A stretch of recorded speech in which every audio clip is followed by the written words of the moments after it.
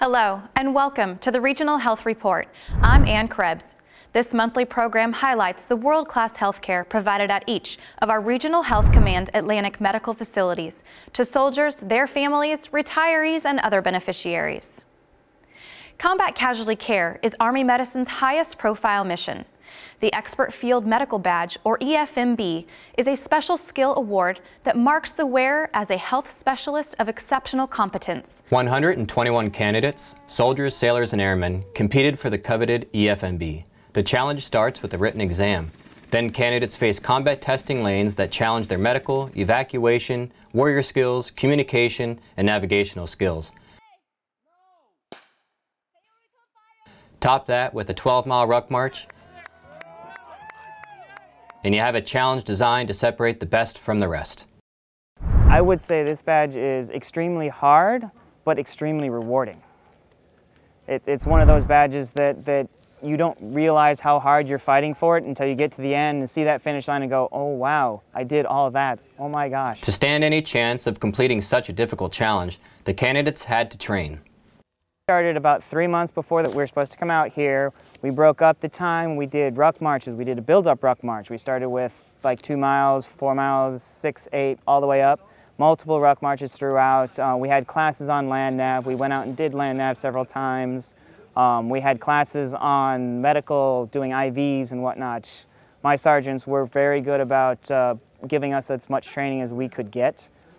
While the majority of competition evaluates combat medic skills, not all participants are medics. Enlisted soldiers in the medical career management field and officers assigned to an Army Medical Department Corps are eligible.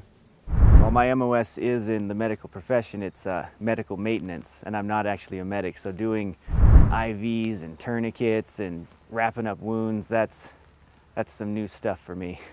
The new stuff included pyrotechnics, smoke, simulated enemy activity, and realistic simulations of casualties, all while under the pressure to make as few mistakes as possible under the watchful eyes of the event cadre.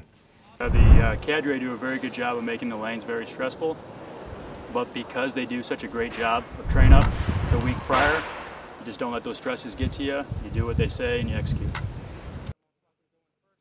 Well, all our graders here go through the course themselves. So everybody here has been able to, before candidates get here, we all run through the course, we all run through proficiently so that we're 100% goals. So that way we're all standardized on the same grading principles, the same techniques, and the same way we're going to grade our candidates. Physical fitness, mental toughness, and excellence of performance are the hallmark of EFMB wearers. The pride that comes from winning or even competing for the EFMB can build a better soldier. For me, the big thing is I can go back to my clinic and it'll just show my men that I understand what they're going through and I appreciate what they do daily. For the Regional Health Report, I'm Master Sergeant Jason Alexander. Congratulations to Captain Teton, one of 23 to earn the badge out of 121. The road to recovery can be a long one for soldiers who are wounded, injured, or ill, but the same spirit of resilience that brings success on the battlefield can help transitioning soldiers win in their fight for health. That warrior's resilience was recently on display in Kentucky, where soldiers assigned to the state's warrior transition units recently showed their strength in the face of health challenges. The third annual Bluegrass Rendezvous bike ride covered the 167 miles separating Forts Knox and Campbell in Kentucky. 54 cyclists, including wounded, ill and injured soldiers, cadre from the 2 warrior transition units, and other supporters, covered the distance over 2 days. The ride started at Fort Knox. There was an overnight stop at Bowling Green, Kentucky, with the finish at Fort Campbell the next day. Warriors from both units trained for the ride with their respective adaptive sports and physical therapy personnel. The Bluegrass Rendezvous gives soldiers working toward recovery a physical goal they can achieve, along with camaraderie and the support of well-wishers. The Bluegrass Rendezvous turns the metaphorical road to recovery into a real stretch of asphalt. For the Regional Health Report, I'm Sergeant First Class Aisha Austin.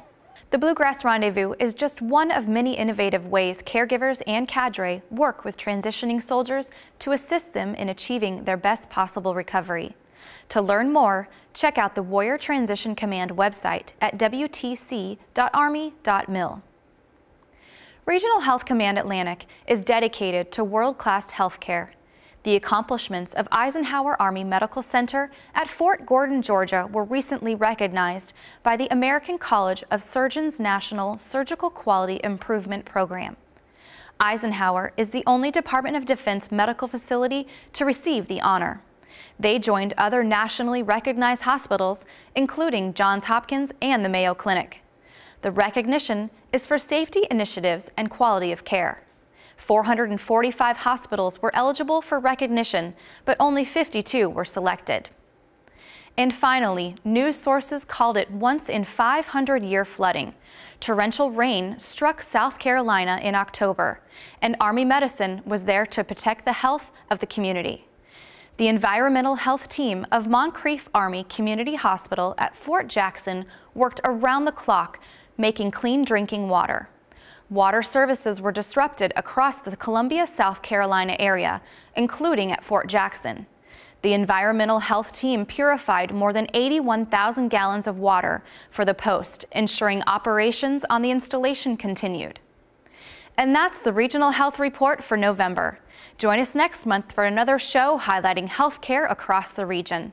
In the meantime, don't forget to check us out on Facebook, Twitter, Pinterest, and YouTube. Thanks for joining us.